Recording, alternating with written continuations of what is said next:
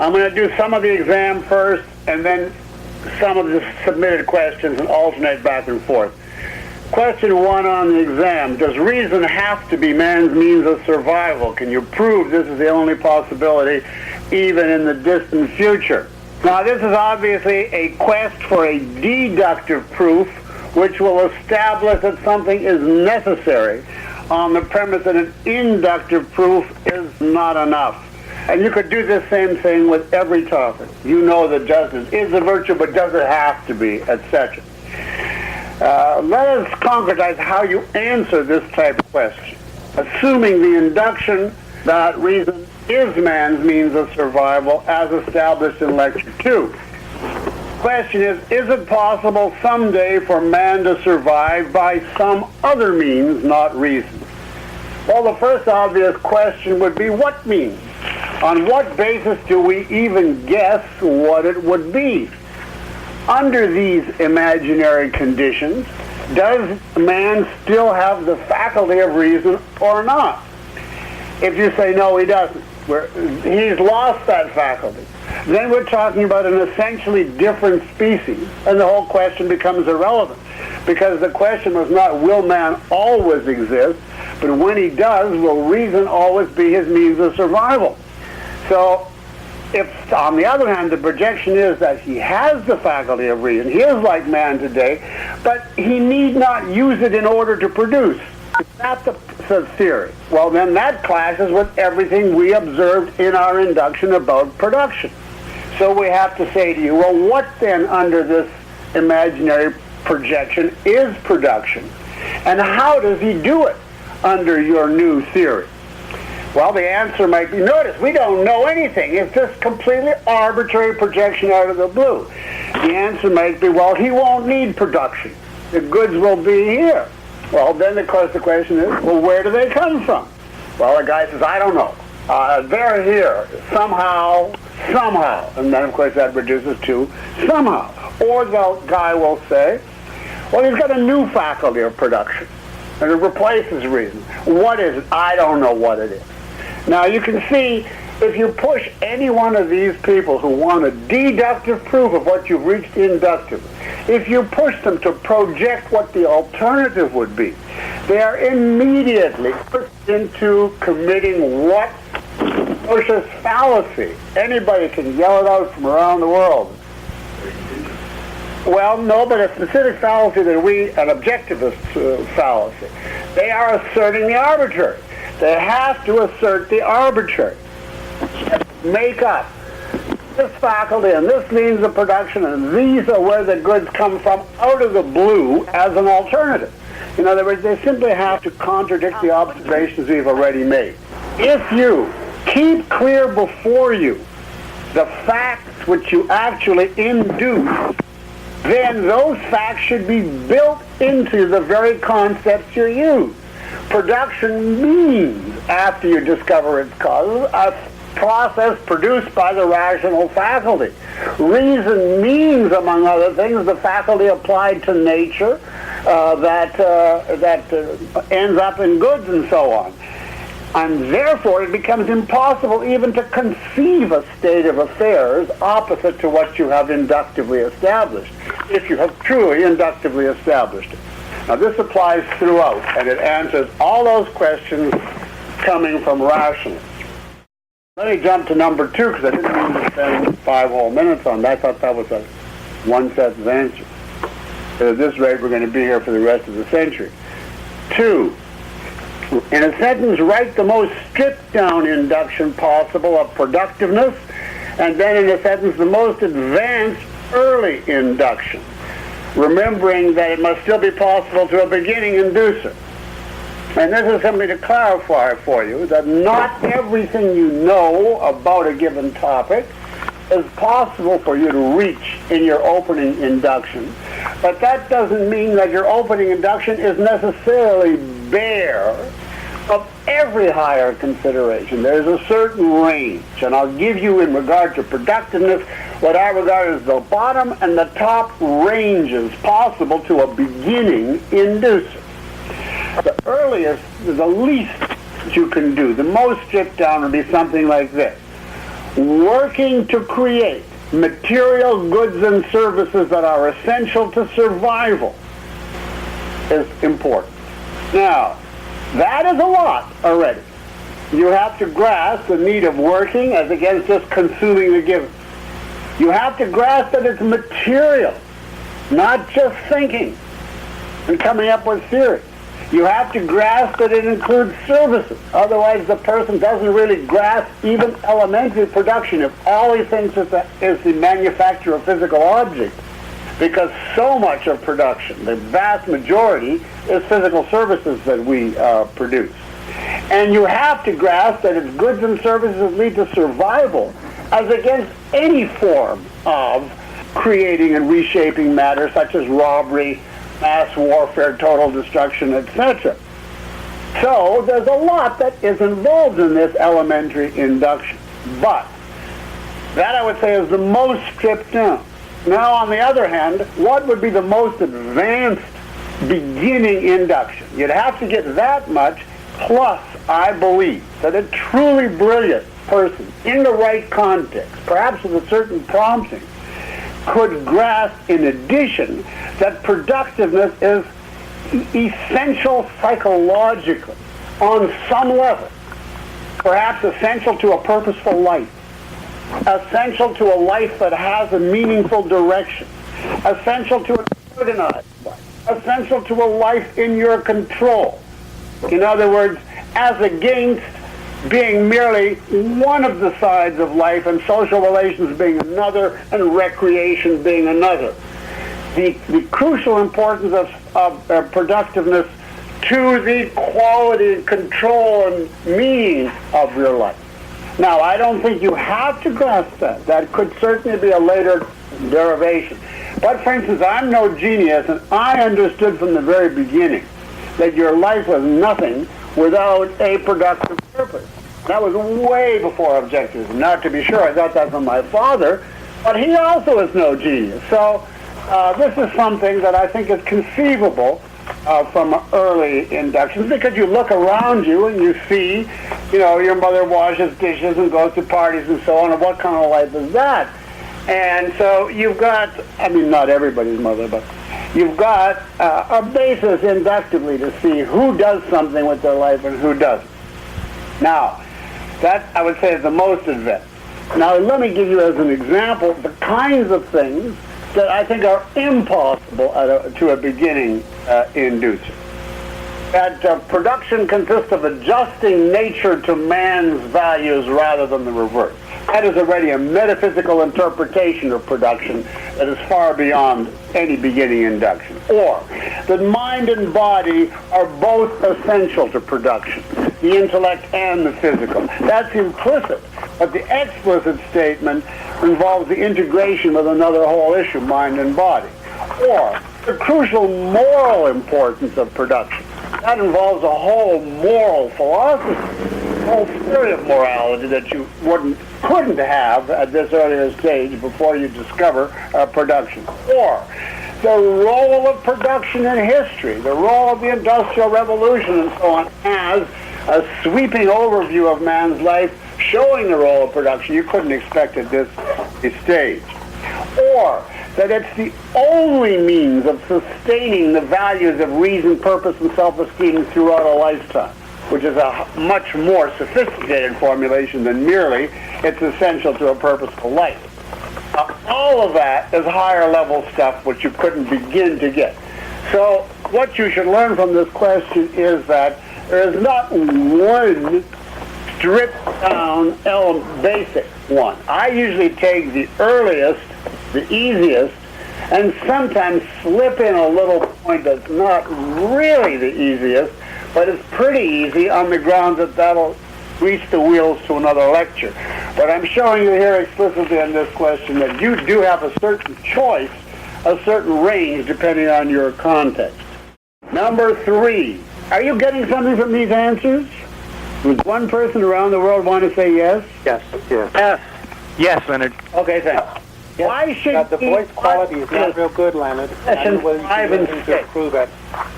And simply reach the concept of objectivity by inference from two simple observations. Man is capable of error, and some thinking methods lead to correct conclusions about reality, whereas others do not. Didn't Ayn Rand herself say that because man is fallible, he needs a method? Now, this is a very, very, very fundamental fallacy and indicates a deeply entrenched rationalism. And I know who it came from, and I still say that, a deeply entrenched rationalism. Let me read you, since I've basically given the question, and I'm already want to condense time, Robert Trzynski, are you there? Yes, Leonard, I am. Okay, well, he wrote a brilliant answer to this on the internet, which I want to elaborate on, but first let me read. He says that the person in question said, you could tell, why couldn't you just tell a child? Sometimes we make mistakes, so pay attention. Look carefully at what's going on, instead of this whole spiel from Aristotle to Ayn Rand. And Robert Trzynski answered, this collapses objectivity into nothing more than the injunction to observe or pay attention. The fact that the real issue of objectivity is not simply adherence to reality, but the need to connect concepts to percepts. And that I underscore. It is not merely the fact that man is fallible that gives rise to the need for objectivity. It is the fact that man's knowledge is held in the form of concepts which must be derived from the evidence of the senses through a specific process. And that this is what gives rise to the need for a method of thinking. And then as to the quote from Ayn Rand, Mr. Trzynski says, because man is fallible, he needs a method, is not the same thing as saying man's fallibility is the whole reason and validation for why he needs a method. That's true, and that's the part I want to pick up on. Because man is fallible, he needs a method is not, underscore not, the same as saying, because you know that man is fallible, therefore you know that he needs a method. When you put the you knows in, you change the proposition entirely.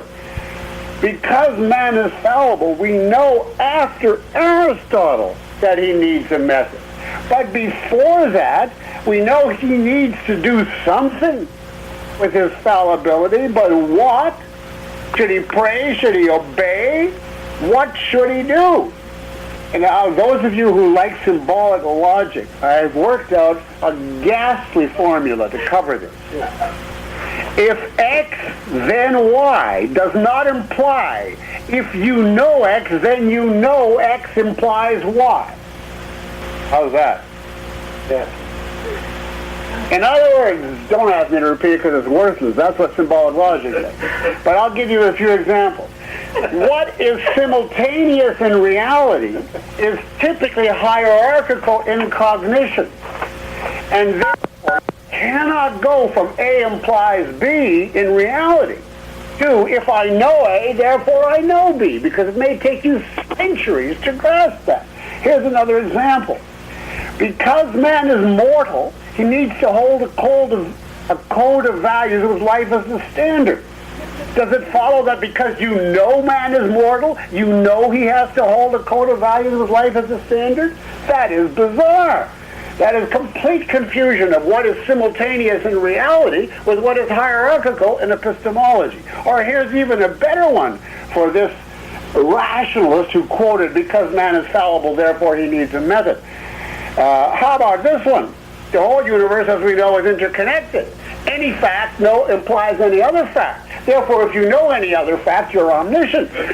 Because planetary orbits are elliptical, it follows that Newton's laws must be true. Can we therefore say because we know that planetary orbits are elliptical, therefore we know that Newton's laws must be true, and therefore, since that implies Einstein, we know that Einstein? I mean, this is reductio ad absurdum of rationalism, and I must emphasize to that particular questioner, don't tell me that you're not really a rationalist. This is definitive diagnostic. This is the equivalent of red on a test for acid. I don't mean to get all excited, but I know that questioner is going to say this was just a temporary error and didn't really show rationalism. If that doesn't show rationalism, two severed legs doesn't show problems with walking. Do you think that's too mildly put? No. Okay, now I'm going to go to some written questions. I can't believe that. We've used up 20 minutes.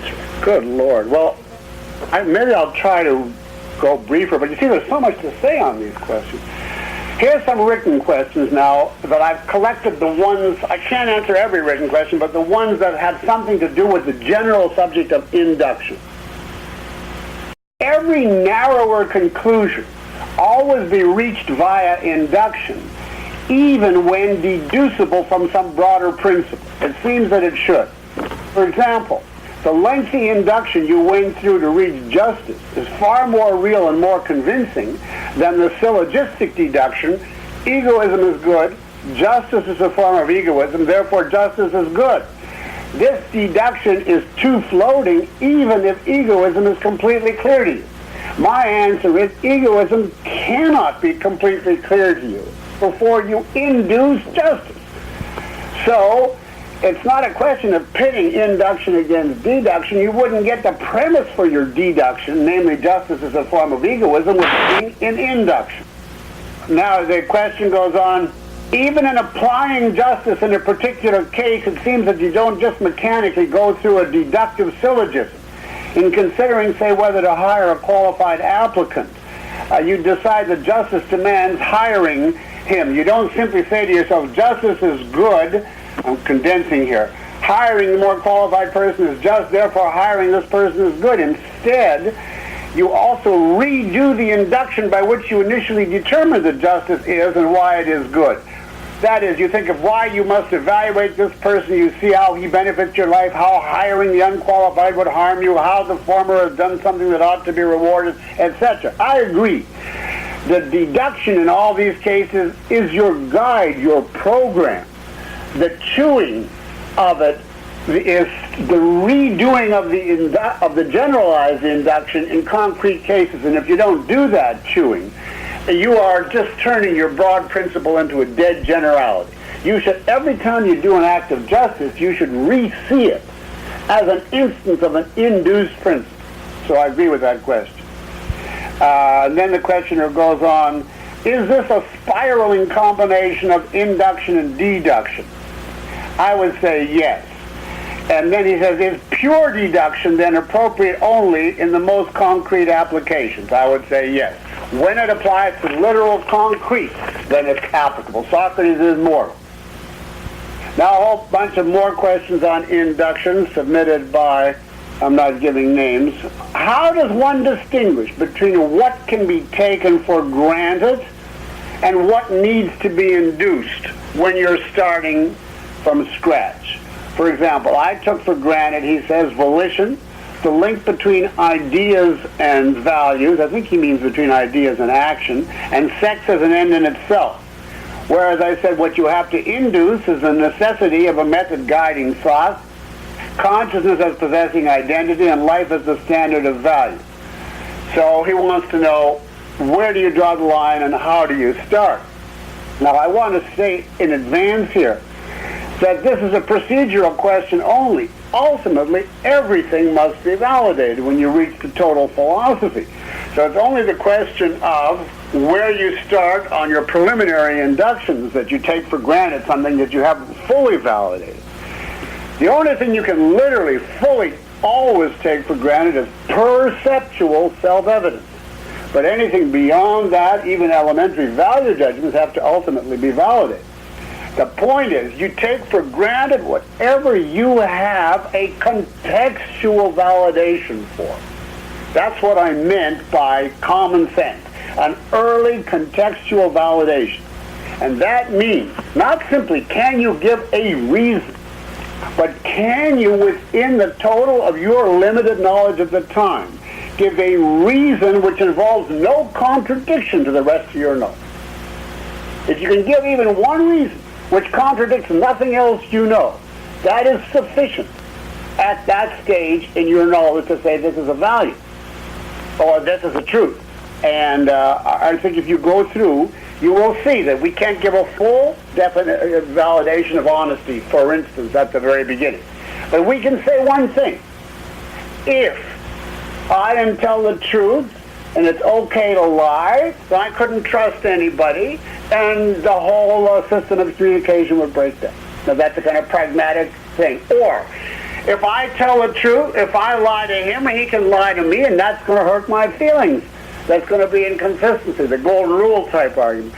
Or, there's 100 different possible reasons you could give, which are not full reasons, but which are enough to get you started, which would distinguish honesty from robbing a bank, which is how people actually do it. And that's all I can tell you. I can't give you anything more than that. Obviously, the examples you give are a mixture. Volition is an axiom, and I did validate that in the course.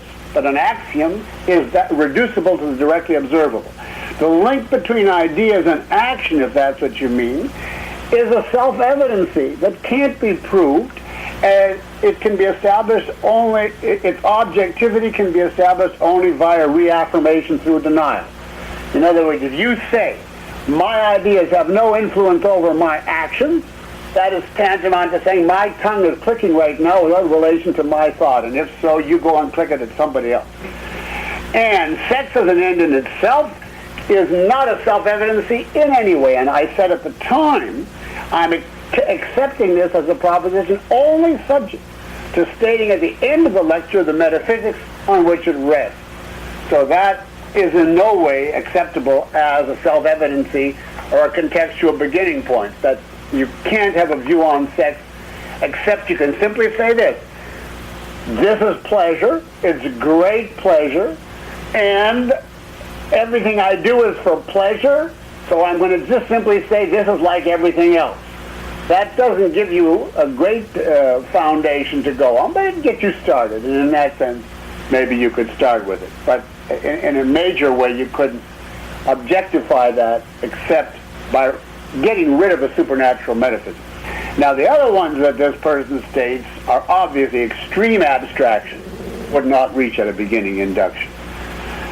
All right, let's go on to the next question. How can one formulate from observation, thus steps that need to be followed in the induction of a principle? For example, you use definite steps in the derivation of egoism, justice, objectivity, etc. I don't know. Next course I'm going to try, but it's sort of like asking me for a recipe for creativity. Induction is inherently a creative, not a mechanical process. You want to integrate a whole range of data. You've got to take enough in to get a principle, but not so much that it's beyond what you could grasp at that stage of knowledge. Whether you can schematize it, abstract away from it, and say, 30 units make stage 1, but the 31st is stage 2, or everything up to southwest Yalu River is stage 1, but beyond it, I doubt. I don't know whether it's even theoretically possible to explain stages.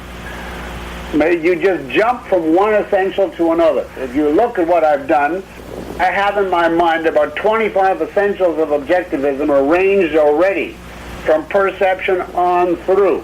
And I jump up and down on those rungs on any given topic. But whether that is my subjective scheme or whether that's in the nature of induction, I'm not prepared to say. I hope to learn something about induction in the course of the second course. Next question. What reading materials can help us develop a deeper understanding of the inductive method? The only thing that I know that's any good would be actually read the history of science.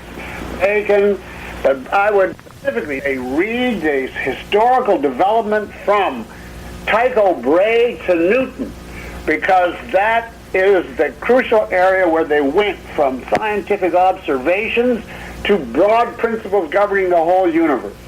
And that's pretty elementary.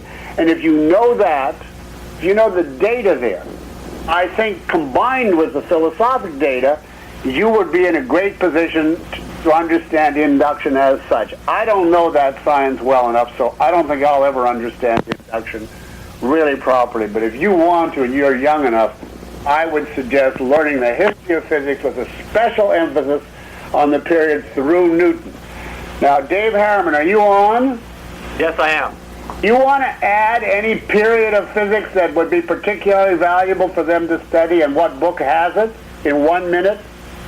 Well, the period you just mentioned, there is a good introductory book called The Birth of a New Physics. The Birth of a New Physics. Birth of a New Physics. The author is Cohen, but I can't think of any good introductory books on more advanced physics. Okay. Well, that would be helpful, because if you can, do two tables against a chair, you can form the abstraction. If you can do philosophic induction and induction out of physics, then together you really have a basis to grasp induction. Unfortunately, I'm a weak sister in regard to the physical sciences, so I'm never going to be able to do that. Leonard, it's Harry. Yes. Darwin would be another good example because it's from a different field and yet it's the same issue. Besides The Origin of Species? The Origin of Species is what I had in mind. Which? The Origin of Species. Well, anybody that's got 5 years should read that then. It's not that long. Oh, okay. Well, I'll throw that in then for what it's worth. Now, here's a long question. I just want to acknowledge it, but I can't read it all.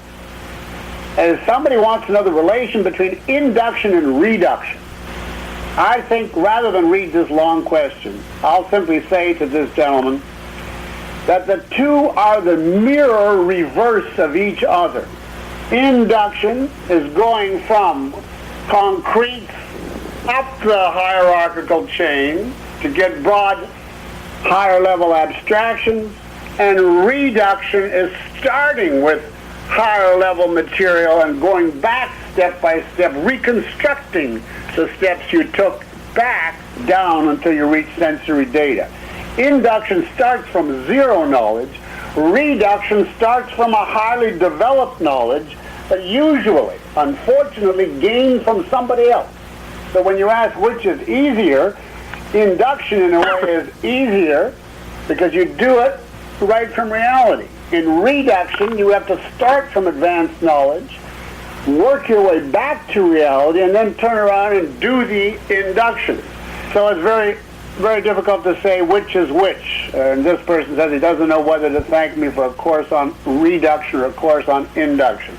I definitely would call this a course on induction with the reduction only as a guide to tell me how to get from an objectivist theory we already know back to the starting point. And here's another question on induction. You said that the induction that forms a positive concept is 9 times out of 10 the very same induction that validates the principle endorsing it. Under what conditions is this not so? It goes to show you can't qualify a statement and say 9 times out of 10 without somebody picking up on it, which is good. So now I got to say, why didn't I say every time you form a positive concept that validates the principle endorsing it? So after racking my brains, I came up, I can't say I fully thought this out, I was just hedging. But I came up with a couple of concepts. For instance, music. You could validate the concept music without in any way, or form it, without in any way validating the principle endorsing it as valuable to our lives. Because you would need to see music on the right level of abstraction. You'd have to see it in relation to art. So your concept would have to be formed on the right level of abstraction. That's an example. Or, for instance, competition. You could form that concept validly, and in a certain sense, competition is a desirable attribute of life, but in the right context. Not if it's competition for power or competition for social metaphysical prestige, etc. So there I would say forming the concept is not sufficient to validate a principle endorsing it. You have to have the right context. So that's enough to show you that it is not a universal, and I have never made a list of all the cases to which it doesn't apply. And now I have another question on induction. I had a lot of these questions over and over again, and I'll read this one, but it's basically the same one. Why did we have to induce Aristotle's concept of objectivity instead of taking it as part of the context in which we operate in today's world, in much the same way as we accepted common definitions of reason and virtue? Well, first of all, we did not accept common definitions of reason and virtue. For reason, I took just a few random elements, deliberately isolated 4 random elements, and only got to a definition of reason through objectivity and concept formation. Virtue we didn't use at all. I eschewed the terms throughout the course. The questioner goes on, you stated that in epistemology you can't get very far with common sense. Yet part of our context of Westerners is that we have historically accepted the principles of logic and non-contradiction. So explain further why it was necessary to induce Aristotle's view of objectivity instead of taking it as part of our given context. Well, I could have, and I think I answered this question once before, done objectivity in stages, in little bits and pieces, but you would not have got very much out of it. And part of the purpose of the course was to ultimately show you how you could reconstruct the total of objectivism. So I picked objectivity deliberately as the example where we would go all the way back and take it from a complex epistemological concept all the way through, from the beginning right up through the objectivist version. In my book, I am going to have to decide when and why do I take a concept head on and go all the way back, and when and why do I just do it in bits and then leave it there and then spiral back to it later. And I am not sure of that. I don't have a full answer to it. As far as the course is concerned, I've given you my answer for now. I also gave an answer, which I remember and don't want to take the time now to reproduce, that you would get very little out of objectivity, out of the specific concept of objectivity, if all you knew was follow the method of logic. Because that has not saved the world or enabled it to be objective precisely because they don't know what being logical is. Logic rests on the idea that you have to be non-contradictory within the total context of knowledge and reduce all of your concepts back to perceptual data. And those are the points that follow from a valid theory of concepts, which is what Ayn Rand added to Aristotle to make objectivity potent. So in this case, although you might have eked out some common sense objectivity by induction, it wouldn't get you very far, as Aristotle didn't. And that's one of the reasons I chose to go right in for the full-fledged thing. All right, let me get back to the exam. Some easier questions now. Number 4. Now, if you ask one of those written questions and you don't like the answer and you have the courage, now is the time to say you didn't answer me or I have a follow-up. I'm going to count to 5. Okay. Why do dictators not encourage free thought and productive action on issues that are not threatening to their regime? That way they would get the advantages of being dictator plus the products of at least comparatively free minds. Lots of reasons here. I don't know how many of them you got. First of all, the dictator is not motivated by life, pleasure, or wealth. As Ayn Rand pointed out now to Chuck, he wants you to die. He doesn't want to live. Second of all, if he really wants power, even if the intellectuals agree to be completely docile in the areas he outlines, that is not power. Power by agreement, power by voluntary consent is not power. As long as they retain the power to initiate thought at their will, that is a threat. The only way he can retain total power is to exert total power within the limits of his technological capacity. As soon as he's dependent upon the voluntary compliance of the intellectual, he's lost. And the proof of this, of course, is Gorbachev. Gorbachev tried exactly this, to step back from total power and have a little perestroika and a little glasnost, and he was in history. Now, another reason, all ideas are interconnected. If the dictator has one sacrosanct idea, then every idea and all of reality becomes a threat. So he can't carve out and say, it's just my tie to God, but as astronomers feel free or as biologists feel free, because they'll encroach right away on his territory. Moreover, the dictator, the more wealth his country produces, the harder it is to keep people humble, unhappy, and enslaved. If people are living in a wealthy country with air conditioning and television and cars, it's much harder to enslave them than if they're living in total poverty, starving, and their whole mind is focused on every meal. So it's positively to the advantage of the dictator to have starvation. But above all else, the major issue here that provokes this is the failure to this question is the failure to understand the incompatibility of thought and force. Because, for instance, you could say, well, look at Egypt or the medieval period. Backward dictatorships, but they couldn't even enforce their dictatorship the way they do in the modern times, and yet there was no thought. Why is that? And the answer is that dictatorship is incompatible with the requirements of intellectual innovation, which means of any innovation. There could be no Rourke in ancient Egypt or in the medieval period. And if you understand the fountainhead, there could be no Rourke even in the United States in the 1940s. He was already arrested and on his way, into hell at the time the fountainhead was written. I correct that. Obviously, there still could be to the extent that we have a free economy. But the epistemology that an innovator requires is that he can look at the total universe and be left alone. The moment that there's a dictatorship in some central country that has authority over him, even if it takes 10 years to reach him, an innovator thinks in terms of decades. He is no longer free. He is now subject to threat, is subject to force.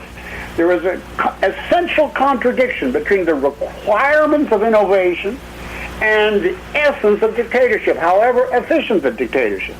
And this is another example of thought versus force. And therefore I put this question in because it seems like, gee, a common sense thing for a dictator to do, but it isn't. A dictator is anti-life and has to wreck every attribute of life in order to keep his system going. 5. Which of the following? See, it would have been better if we had had 2-hour lectures. But we could have got a lot of this stuff in conjunction with the class. Which of the following are ends in themselves and which are means to an end? Let's take them one at a time, and then at the end we'll take which ones of these are metaphysical, which of the ends in themselves are metaphysical and which are not. That will lead me to a whole host of questions. Believe it or not, the second most popular topic of submitted questions was, what do you mean by metaphysical? So let's do this. Happiness. Yes, happiness is an end in itself. It's simply the psychological or emotional aspect of life. Value achievement. Well, that depends on what value you mean. If you're just speaking in general, then I would say no. Value is a means to an end to life. But if you're speaking of wrong values, certainly no. If you're speaking of right values that are means to an end, no. If you're speaking of right value, which is the standard and the ultimate end, namely life, then yes. Art, yes, is an end in itself in the sense of it has no practical utilitarian function. But art is not an end in itself the way life is, because art is still justified in the sense of its consequences on your consciousness, which is your organ of survival. And from that point of view, it's not an end in itself in the full true sense. Although you can see what context we say it is. Sport. Sport is an end in itself in one sense. And here I recommend that you get a hold of the videotape of a lecture that I gave on the cruise ship in the Greek islands, where I discussed the Greek attitude to the Olympic sports. If your attitude toward the watching of sports is the Greek's attitude toward watching man the hero at the peak of his ability to cope with reality, then that is an end in itself. It's the contemplation of man the hero, and it's an end in itself exactly as art is.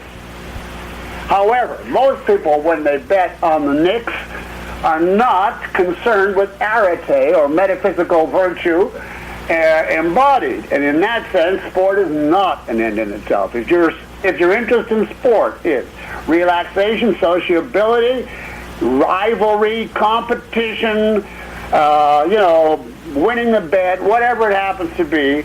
And of course, if you simply say pleasure, that is no answer at all. Pleasure is not an answer. Why does it give you pleasure is the question. Life, yes, certainly. That's the standard of value and end in itself. Sex, again, like art. It's an end in itself, but in the ultimate sense is justified as a necessary expression of self-esteem and benevolent universe which are necessary to life. Independence, obviously, no, that's a virtue. Self-esteem, no, that's a derivative value. And creative work, no, that's a virtue. Now let's go back and see which ones of these are metaphysical. Which ones of the ends in themselves are metaphysical? Metaphysical means pertaining to reality as a total. That's all. Rather than to some aspect of reality. Now that's in contrast to the incredible series of definitions I was offered by a written question that you'll get to in a minute. Now in that definition, happiness has a metaphysical element. In my book, Opar, I distinguish between the metaphysical and the superficial element of happiness. Happiness is the achievement of your values. The metaphysical element is I have achieved the values necessary to establish my relation to reality as such. Necessary to establish a successful relation to reality as such. That's the reason, purpose, and self-esteem. And therefore, it is metaphysical on that level. Now let's jump to art. Art is obviously metaphysical in the sense that it presents you with a reality, a total reality, and says enter it and contemplate it. So it pertains to reality as such. Not necessarily the real reality, but some reality as such, which it tells you to enter. Sport I already subsumed under art to the extent that it belongs at all. Life is, as a value, is metaphysical. In the sense that I explained in Opar, the ultimate question, to live or not to live, is the question. To accept existence or not. To say yes to the totality or not. Not to say yes to a particular thing, but I'm going to stay here or I'm not. So in that sense, it is metaphysical. Sex is metaphysical only in the sense that self-esteem and benevolent universe are metaphysical. We had a whole lecture on that. Self-esteem is I can deal with reality as a total. I can deal with the universe, and benevolent universe is a view of the universe. In that sense, self-esteem is metaphysical. I think that is the fastest as we go through that list. Now let's look at the more questions we have on metaphysical. And there was one I was supposed to say which I lost, but I forgot. Some lady asked, by metaphysical, do you mean man's fundamental relation to reality? I think the lady will know. She had a series of questions. She was the same one that asked the question on objectivity and why I covered it that way. I couldn't answer your other questions because I didn't think they were of general interest given the time. But and I can't find your paper now, but your question was, can we define metaphysical as something to do with man's fundamental relation to reality? I would say no, not a good definition because he doesn't have a superficial relation to reality. So fundamental doesn't contrast to anything. It's man's relationship to reality as a total. It's not helpful to me to put it in terms of his fundamental relation because it's no contrast. Now here's a complicated question. I don't want to read the question, but the person is really struggling with something difficult.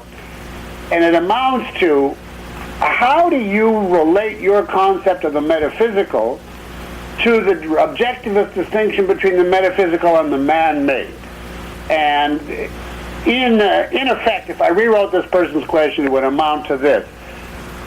You contrast the man-made with the metaphysical, and yet half the examples that you give, self-esteem and of relating to reality as such, pertain to your ability to deal with the man-made.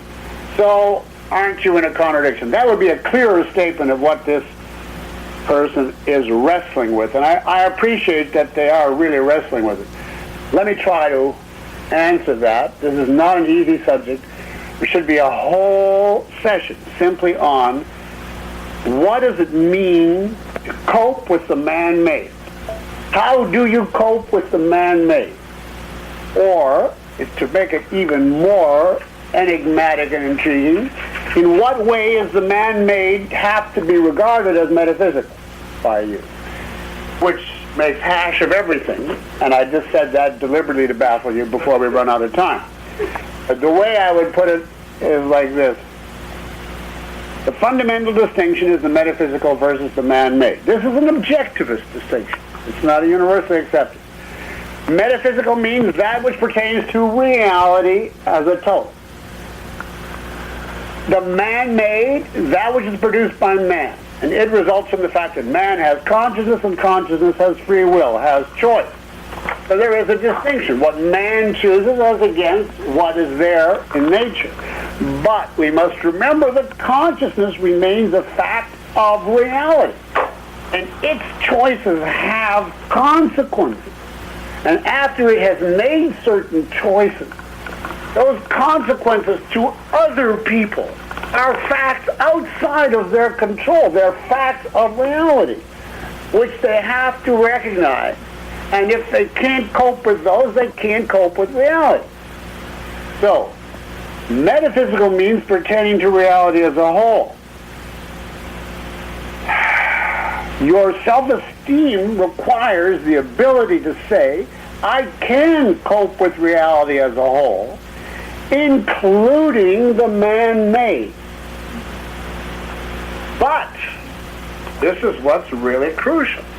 There's two ideas of coping with the man-made.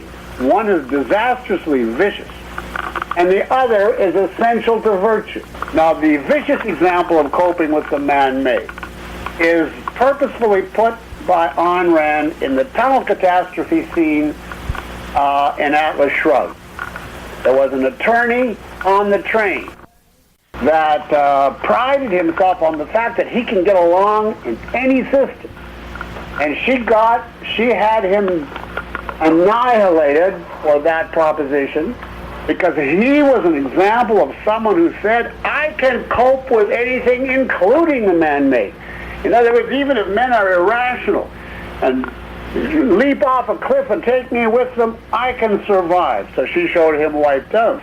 So you obviously, if you're in a dictatorship, you're coping with the man-made does not mean becoming a pragmatist and greasing the palms of the dictators. But in what sense do you have to be able to cope with the man-made? You have to know what can and can't be achieved of your rational values given other people's choices. Given other people's choices, the reality that you live in has certain limitations. They are not limitations inherent in nature, but they are limitations inherent in the natural facts that you have to deal with given the way other people have made their choices. So you have to be able to say, for instance, I know that in my lifetime, I will not be able to spread objectivism and make it the dominant philosophy of Western civilization, much as I want to. Now, this is simply a volitional issue. It's a man-made issue, and if everybody made their choice correctly, we could do it tomorrow. So it's man-made versus metaphysical in that sense. But to me, it's a metaphysical fact. I can control other people's volition. That is a fact. The way they use it is a fact. By everything I know, they're not going to use it any differently in the next 10 or 20 years. Therefore, to me, I have to plot my course on the idea. Don't set a goal which requires objectivism within 20 years. Because if you do, you are defying reality. Therefore, you're shattering your self-esteem. You have to set your actions, goals, and your definition of success within the framework of what's possible. Always remembering that malevolence is not the definition of possibility, but neither is Pollyannaism. And the crucial fact is, other people's free will come under facts of reality that you can't deal with. You can't change. Now, if you understand that, you got something worthwhile out of this course. Now I've got a whole bunch of really bad definitions of metaphysical that I'm just going to read and say, no, this is not what I mean by metaphysical. pertaining to one's sense of life, to one's personal deepest views? No. Everything which is an end in itself? No. Why isn't the law of non-contradiction metaphysical, but sex is an ethical or scientific matter? As a complete failure to grasp what is meant by metaphysical. Sex involves your relation to reality as such. That doesn't mean it's studied under metaphysics. This is a total equivocation of metaphysics as a subject of study and metaphysical as a term. I can't even finish that sentence. Do you mean pertaining to reality? No. I've said in the lecture that many things are realistic but not metaphysical. Do you mean, where's another one here? Any natural phenomenon which occurs without human participation? No. And there's 100 more. Now, the individual who asked that question, let me say, is the individual already identified as a dyed-in-the-wool rationalist, and I submit that this is further evidence that that individual has a severe... Now, I'm not making this public. Nobody can see your expression because it's on the phone. But I think I've made my opinion clear of that question. Now, let's go back to the exam for a few minutes. I'd like to interrupt. Yes. I don't think you actually answered the second part of question 5. You went through the different values and you said this is metaphysical, this is not, and so forth. But the question is everything which is an end in itself necessarily metaphysical. I went through every one that was an end in itself and said it was or wasn't metaphysical. You must have missed that. I went through every one. In what sense happiness was metaphysical and in what sense it wasn't. Why art was, in what sense sport was, why life was. You must have missed that because I went down the whole list. You listen to the tape. Number 6. Now, the purpose of number 6, which is an utterly superficial question, is simply to get around the idea that the first word in every sentence is always the one to focus on in an induction. And it occurred to me after a while that people were going to draw the conclusion that we always word things in such a way that the first word is the one that counts. So I deliberately gave you ones where it's not the first word. And here I would say, simply enough, rational men is the most important because you couldn't define interests except in relation to interest of a rational man. If it's the interest of an irrational man, then it would inherently conflict. Similarly, capitalism is the first most crucial concept because what's relevant about altruism if you don't know what system you're comparing it to? And obviously reason is the crucial thing here. So, and now the issue here is it's not linguistic. I said in lecture 2 we were going to do the proposition reason is man's basic means of survival, but I could just as well have said it this way. So don't confuse linguistic form with inductive essence. Number 7, trick question. Name any 2 topics in this course which, to be fully validated, require us to know not only that reason is our means of knowledge, but also that reason is our only means of knowledge. Well, we never tried to validate in this course that reason is our only means of knowledge. How many topics do you need to, who can name 2 topics? Well, it's very simple. All topics require us to know that reason is our only means of knowledge, if they are to be fully validated. Now, if reason is not the only means of knowledge, that means mysticism has a foot in the door of cognition and anything goes. So if and when Shirley MacLaine or anybody else says to you, I don't have rational evidence, but I know through faith or whatever that you're wrong, then you need to address the issue of reason versus mysticism. My point, however, is that that's a distinct issue. And to establish the evil or the invalidity of mysticism is a whole new series of induction that involves you in the nature of feelings, their source, their role in cognition, etc. So ultimately, for a final validation, you need to know that reason is the only means of cognition. But it's not necessary for every induction in the beginning stages. You can reach the right conclusion, for instance, about the arbitrary without even knowing about the issue of reason versus mysticism. You may never have heard of mysticism and just simply go by the common sense view, I'm going by reason. So the point is, again, it comes down to the broader principle of this. All knowledge to be fully validated requires metaphysics and epistemology, all principles of it. But that doesn't mean that to be contextually validated in an inductive framework, you have to know everything. Even so crucial a principle as reason is the only means of knowledge. That's page 1 of the exam.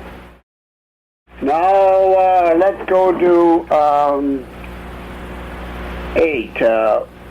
Now I'd like to hear your answers, if you could do it in a minute or so, to 8. The brochure for this course justifies induction as a corrective designed to combat the problem of rationalism. Is this a fair and accurate description of the role of induction in philosophy? Somebody speak. No, Dr. Peikoff, that's polemical. Its role is to know is to grasp reality. Who is this? This is Craig Barber in San Francisco. Okay, Craig, tell me one thing that induction does that helps you grasp philosophy over and above getting rid of rationalism. Over and above getting rid of rationalism? Yeah. Induction allows you to make connections between something you've already established and new knowledge. It gives you the foundation to reach a new knowledge, and that also helps you reinforce what you've already discovered. Well, how does it give you that foundation? How does induction give you the foundation? Yeah. Okay, you got me there. Okay, somebody. Tell me what induction teaches you positively that you would need to know on a desert island where there were no rationalists at all. That's pretty disappointing if not one person can tell me. What would you do with induction on a desert island? Could I try and answer that? Who's that? Sarah Lee. Sarah Lee, go ahead. You have to reduce everything back to perceptual level. Mm-hmm. Well, that's reduction. What does induction do? Oh. I can answer that. Who's that? This is Eric. Okay, Eric. It's knowing how to take observed concrete and arrive at valid generalizations. That's right. It's how to get your knowledge from reality. So that it amounts to saying, I gave a course on how to think for the sake of teaching people not to commit the fallacy of appealing to their emotions. Would be ridiculous. You have to know thinking, no matter whether people consult their emotions or not. And induction is a subject that has to be taught. Where you start, how you know where to start, what stages, the issue of contextual stops, when and where you integrate, all of this has to be learned. And you'll observe that even in principles that are clearly understood, there are many distinctions that you have to make to grasp them inductively that you did not have to make to grasp them deductively. And that's why so many of the lectures are so illuminating in terms of clarifying the content. A small example would be, in my whole life of teaching force, I never thought of saying force, the concept, must be contrasted with being frustrated because your desires are anti-reality, or being frustrated because other people disappoint you. Remember, I listed a whole bunch of things because I was never concerned with how would you inductively reach the idea of force, but rather with given force, prove that it does such and such a bad thing. If you get it from reality, you learn a range of vital distinctions that you never will come up with in induction. So basically, the brochure is completely skewed into a polemical fashion and needs to be entirely, and will be entirely rewritten for the next course. I think induction is the method of thought. It's the method of thinking in principle. It's the method of integrating. It's the method of forming valid abstractions. And deduction is a very minor way of going back and forth among inductions or applying them to concrete. And therefore, to me, this is so far from being a specialized topic the very essence of epistemology and of the purpose of philosophy. And therefore, I'm very happy that my magnum opus is going to be devoted to what I regard as the most important, and to me the single important question left in philosophy, namely how to think inductively, at least in philosophy, which is all I hope to do in my lifetime. Now that leads us to question 9. Does performing an induction presuppose a high degree of complex knowledge? And I have a perfect answer to this. No. But identifying your induction as such does. It's very easy to induce, but very hard. When you have induced, and you remember, you then induce a whole bunch of other things and so on and get to a complex stage of knowledge, and then to try to go back and reconstruct what you induced is a son of a bitch. It's very, very difficult. It's easier by far to gain knowledge than to reconstruct it. Or to put it another way, everyone can engage in cognition. But it's a highly difficult and specialized task to engage in epistemology. Isn't it interesting? Because I would think that the opposite would be the truth. Who's this?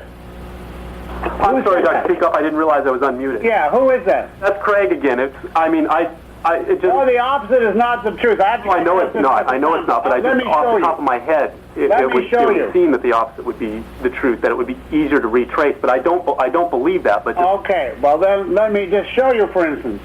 It's much easier to have arrived at the principles of physics than to be able to reconstruct the logic which derives them and validates them, which we haven't yet done. Or it's much easier to form concepts originally than to reach Ayn Rand's theory of concept formation and be able to go back and reconstruct the process by which we formed the concepts we did. One is consciousness and the other is self-consciousness. And self-consciousness is tremendously difficult. That, to go on with the question, is why I had to write OPAR first in order to be able to reach OT. OPAR is cognition, and OT is epistemology in this conception. OPAR was simply to get straight in my mind what is the knowledge we have. What is the conclusions, and how are they connected in the form of a system? That is the philosophy of objectivism. Now, I didn't hold it arbitrarily, and I gave examples and definitions and so on, and reading it, you would not say this is a floating authoritarian book. But on the other hand, what I did have is only, to give you an analogy, a photograph of a city. A photograph of a city. It wasn't a fantasy, but it was like an aerial photograph of a city in OPAR. You see all the buildings and how they all interconnect, and it's not a made-up picture. You see the logic, and there has to be a building here, and there has to be one here, etc., and so on. But that's OPAR. And you couldn't do anything until you knew the city was there. But once you know the city is there, then the question becomes, how do you get there? How did each of those buildings get built? They didn't just come and dump a whole city on it. So they just start with a blank lot. So where did they put first, and how many steps did they go up on one building before they had to put another building in, and then the next one? That's the OT. That's the inductive method, where you end up with the reconstructing the actual city that you originally have only as an overview. Now, my view is that OPAR is a precondition of OT. You couldn't possibly have given OT first the way I knew how to do OT. As every principle that we had to reach by induction, I first read up in OPAR. And I made a list in OPAR. Which of the points here are higher level, and which of the points here would be beginning level?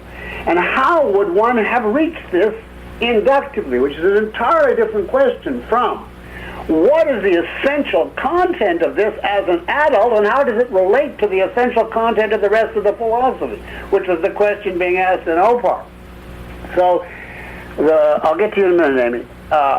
it would be impossible to give OT first. I wouldn't know what I was trying to prove, or why that, or how I would do it, or where I was going. I think my view, obviously you may regard me as prejudiced, is that the two together are indispensable. That even when you do OT, you might say to me, well, now that you've used OPAR as a scaffolding, so to speak, to get to the point where you can reconstruct everything through OT, through induction, can't you throw away OPAR now and just go through, each principle and have it? My answer is no, for what obvious reason? Somebody here said it, somebody on the tape, out in the world. If you had 100 lectures on every principle and could get each one from induction, what would you be lacking? You wouldn't see the philosophy as a whole. Exactly. You would not have the total. The whole point of OPAR is the selectivity by essential. The point is to grasp it all. I deliberately left out 1,000 illuminating distinctions, clarifications, definitions, sub-arguments, etc. Not only because they were polemical, but because if your consciousness had to be diverted to include this point, your consciousness is going to think it's as important as that point. And every point had to be on the same level of importance. So I threw out heartbreaking material on the grounds that my goal is the forest. Now you have to do some trees, but you have to do just enough to get the forest. Now you can take that forest, and you can take any given part of it and go all the way back to when it was a seed and build up the entire tree. But you need the both together in order to have a thorough mastery. Now, I don't say Reardon needs that, and I don't say every one of you listening needs that, but in order to have Ayn Rand's understanding of objectivism, you need to have OPAR, or the equivalent. I don't mean you need my books, but you need the understanding of the total in all of its essential structure, definitions, and connections, and then the inductive pedigree and generation and interconnection of each. And if you have all of that, you are not only knowers of objectivism, but masters of objectivism. And I hope to provide the rest of that in my later book. Now, the problem is, it would have been a lot easier if only I had had the brain. I was with Ayn Rand for all those decades. I can only think of how many evenings we talked about TV or something, when I should have said to her, what is the inductive source of this principle? Where did you get it? At what age? From what concrete? She would have been a treasure mine because she knew it all. She was very introspective and self-conscious, and she could have basically dictated the next book from her memories. And as it stands, instead of that, I let her die, and that's tantamount to somebody bombing out the whole city. And all we've got left is the aerial photograph, and I have to try to reconstruct it from fragments of her conversation and the logic that I can grasp. But all I can say is it took me 30 years to grasp OPAR. I never got to the point where I was able now to go to the inductive method. So it was a historical opportunity that perhaps had to be lost simply because she was too far ahead of her time, or I was too dumb. Either one. Amy. Question. Yes. When you, given what you know now, when you want to teach Kira objectivism, are you going to have her read maybe a stripped-down version of OPAR first and then throw her into OT, or would you have her read all of OPAR? You're asking a question on a false premise. Well, how am I going to teach my daughter objectivism? I'm never going to teach her objectivism. Okay, well, because her as an example. Because she will rebel right away. So I'm giving her the word. Go out and believe in God. Take drugs. You do it. It's your life. And then she says to me defiantly, I will not believe in God. I don't care. It's up to you. That's the only way I can cope with it. No, but a new student, what would you, somebody who knows nothing? I would teach objectivism only as it arises, only in connection with the concretes in their life, and leave reading to them. Don't put any book under their nose as a kid. If they ask, is there a God, say, why do you think so?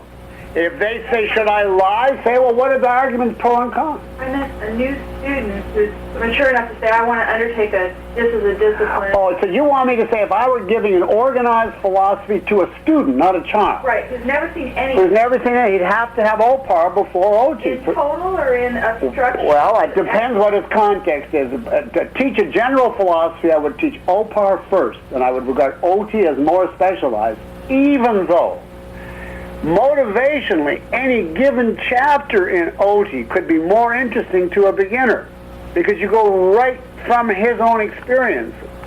It will pretty soon leave him swimming because he won't have a sense of a unit. He'll have a sense of partial knowledge here and there and intermingled with context dropped from here and there, and he'll disintegrate. He needs the total picture. Okay, I got to go on. I have one more exam question.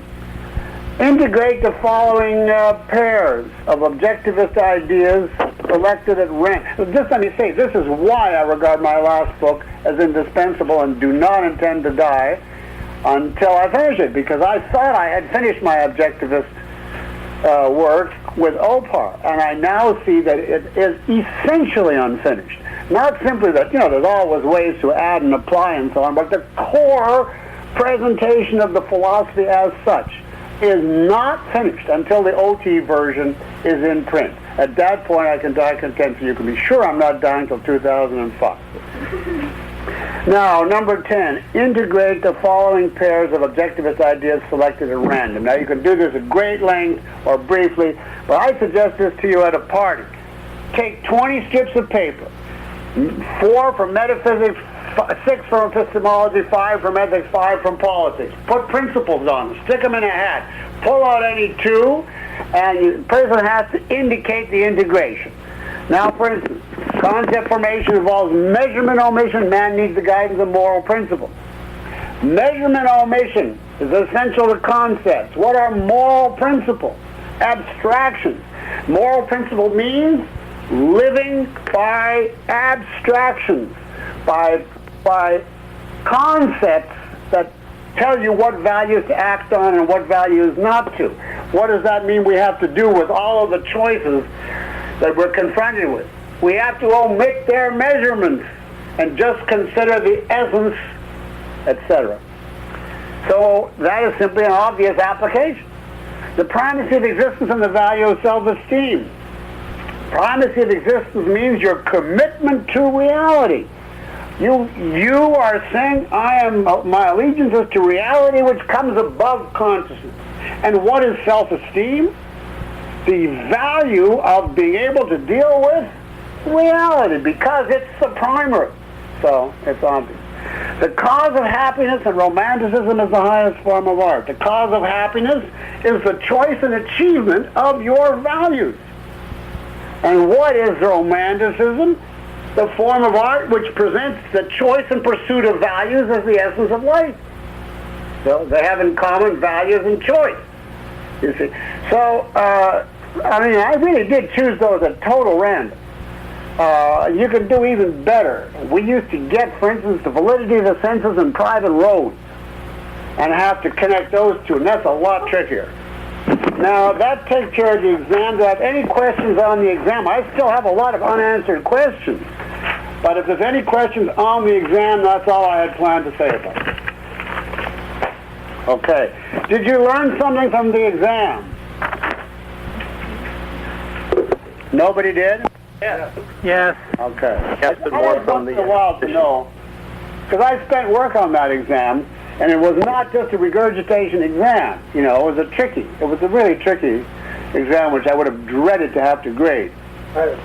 Yes, but I still got a lot of written ones here, Gary, in only 11 minutes. Well, you asked me about a question on the exam. Oh. Very small. I got a lot of questions on the second signature based Smith.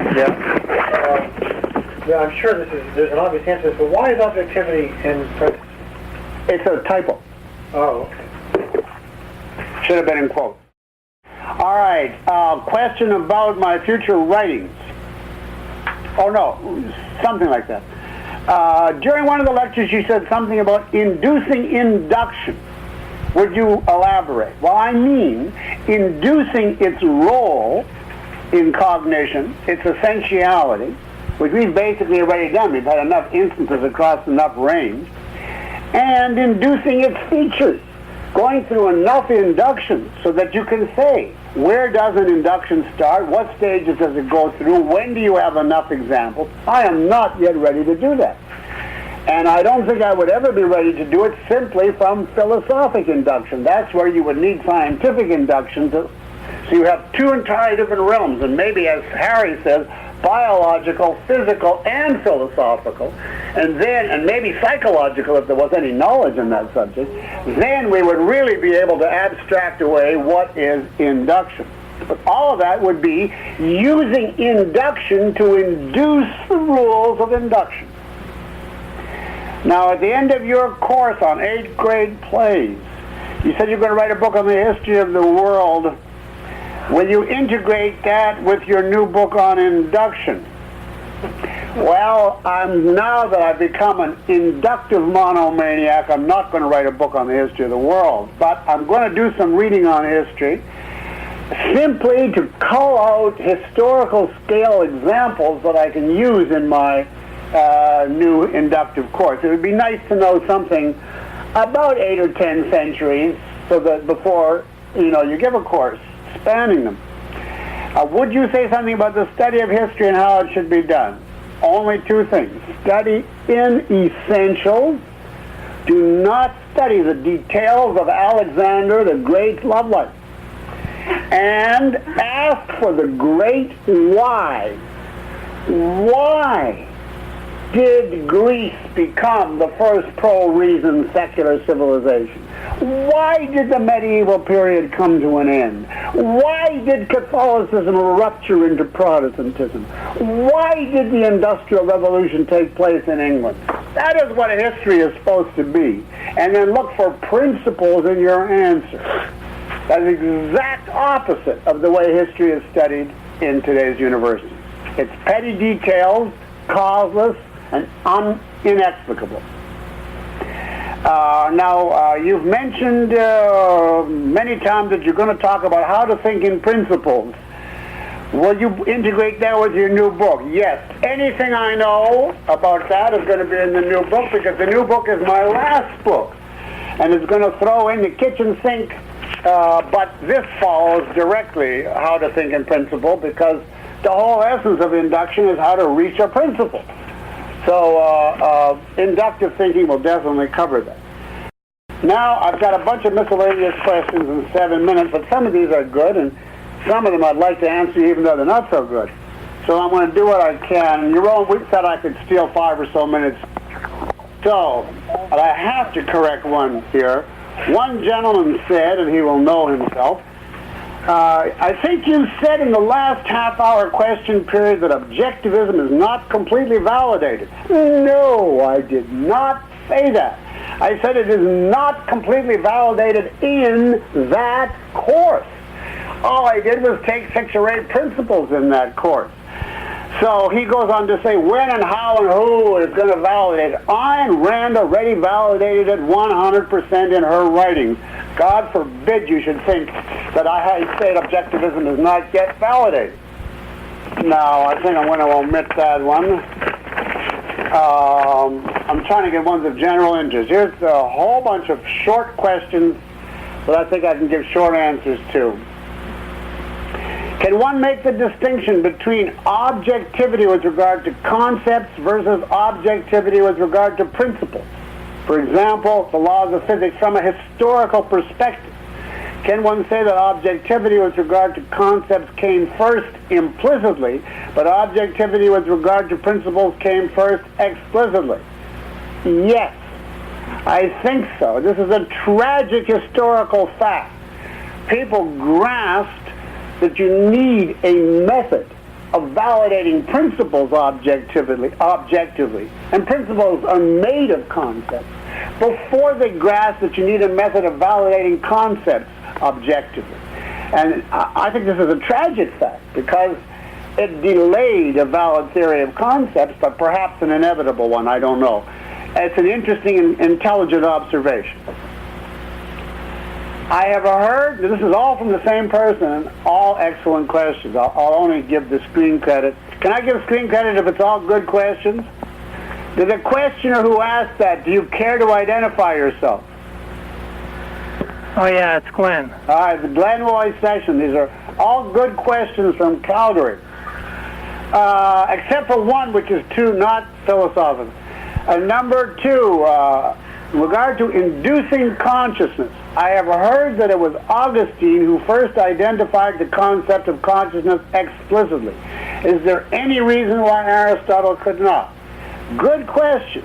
Apparently, from what I know, the Greeks had a concept of mind or reason and a concept of life, but they did not have a concept of consciousness as such, as being that which is in common between animals and man, but not plants.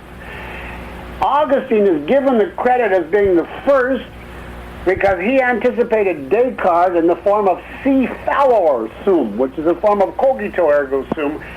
If I err, then I must be. And it amounted to he grasped consciousness because he conceived the possibility of consciousness and no world at all. So, historically, to grasp separately the existence of consciousness historically did involve the complete rejection of the world.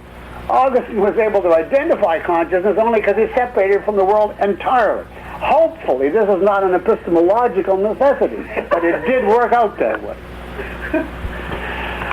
Thirdly, with regard to sex, I said, I'm great, in the lecture I said, if a person says, I'm great at X, Y, Z, meaning like, typing, painting, etc., that's not sufficient to reach I'm great as such. What more then is needed? And what is needed is I'm great at facing reality, which really amounts to I'm great at thinking when necessary. Not so much at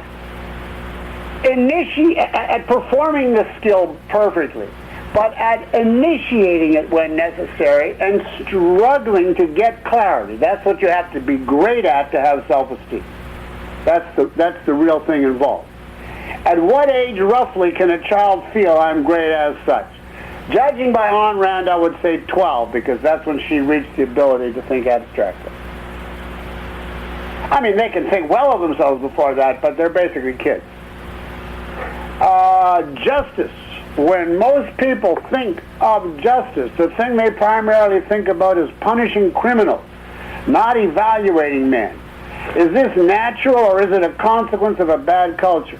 It's a consequence of the theory of the potency of evil, which is a corrupt viewpoint, and of the Christian hostility to judging. Judge not that ye be not judged. And consequently, in that viewpoint, judging is wrong, good is impotent, and there's nothing left of justice but to punish the evil. Now, there's a question on sex which is far outside the realm of philosophy. And I can only take one sentence out of it simply because it's relevant to this lecture I gave on the Greek cruise. If a male was raised among boys and never heard of girls, what would be his response to the first girl he saw?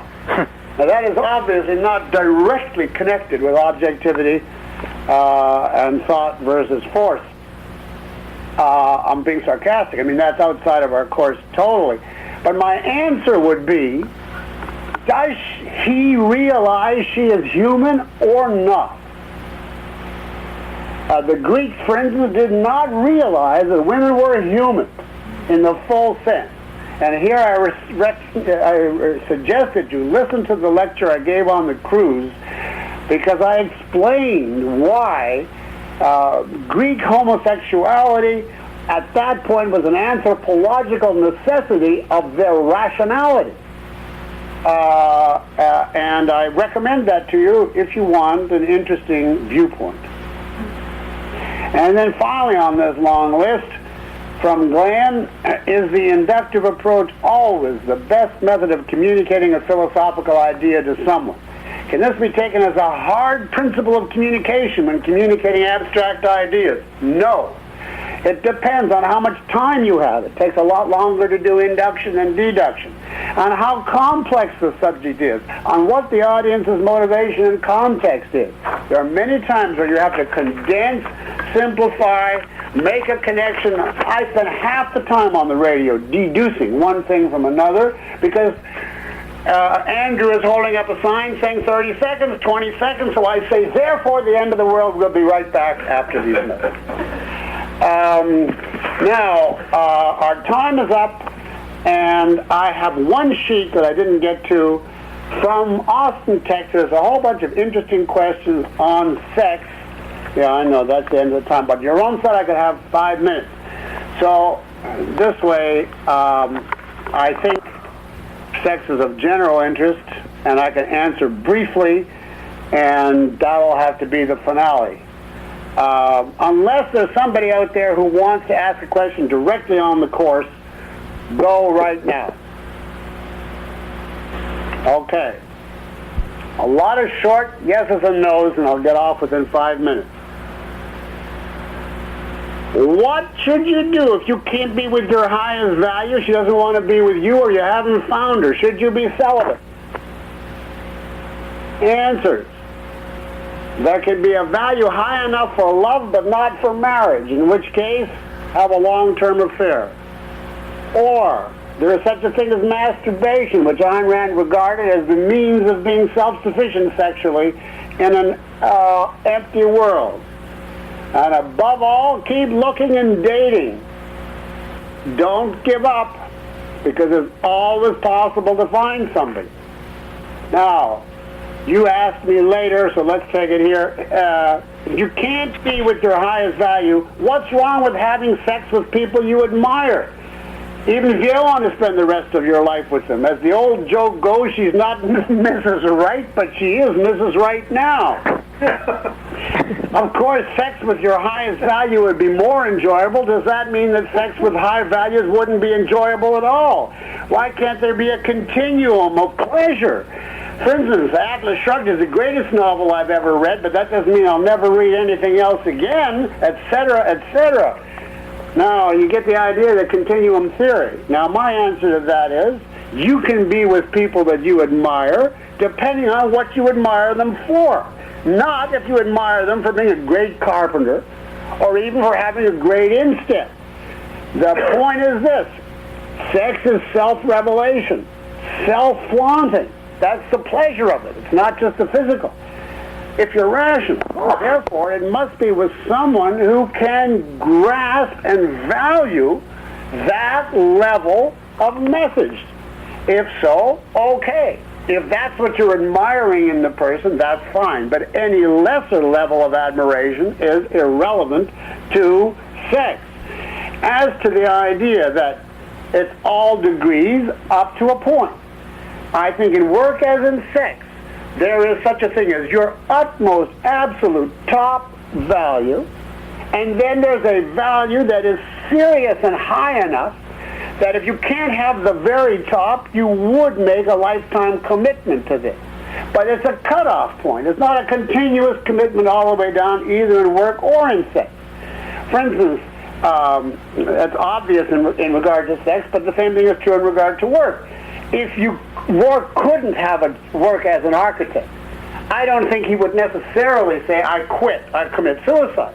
He'd try to find some kind of work in engineering, in structural mechanics, in whatever, and satisfy himself in a derived way. It wouldn't be his top side. On the other hand, you wouldn't range professions all the way down, from architecture down to basket weaving, and say, well, if it's basket weaving, he'll still get something. There's an absolute, water gets warmer and warmer, and at a certain point it becomes steam. So nature is not all continuum. There are cutoffs. Oh, I see. The time is not moving now because it's cut off. I wonder why I still had 5 minutes. Okay. Then the very last thing I want to say from this paper is unrequited love. How can someone be your highest value if you're not their highest value? Because Dagny, for instance, is Reardon's, while Galt is hers. Should someone with self-esteem take unrequited love as an insult? When you learn your love is not returned, is it improper to say, you don't love me? Fine, then I don't love you. Goodbye. No, my answer to this is unrequited love is possible to a rational being because love is more than a response to their moral character. There are many optional issues that are of life and death importance to love. If somebody does not love you, you very well can take the attitude, okay, I'm sorry, I misjudged you. I thought you saw something and were something that you're not. But tragically, in some cases, they didn't misjudge. They did see. They did know. They do value you, but they value somebody else more, or they want something else abstractly more than you have to offer them. Not necessarily as a put-down of you, but as their option. And consequently, you can spend your life in some way scarred by that and missing that. And it's a tragedy of life, a tragedy to which there is no solution. There is no guarantee that when you find this person that you're going to live with, that this person will give you what that person gave you, or would have given you if, but it didn't work out. Hopefully, this doesn't happen to you. Hopefully, you find someone that you really love, and you're able to say, well, look, it didn't happen. I accept reality. I don't live in fantasy. I am where I am now, and that's it. But there are cases where someone, particularly in youth, falls passionately in love, and it's unrequited, and they cannot recover, however rational they are. And that's a tragic spectacle. So don't let it happen to you. Be sure they love you first before you let yourself go. No, I'm just kidding. Okay, we're out of time. Thank you all for attending, and goodbye to everybody.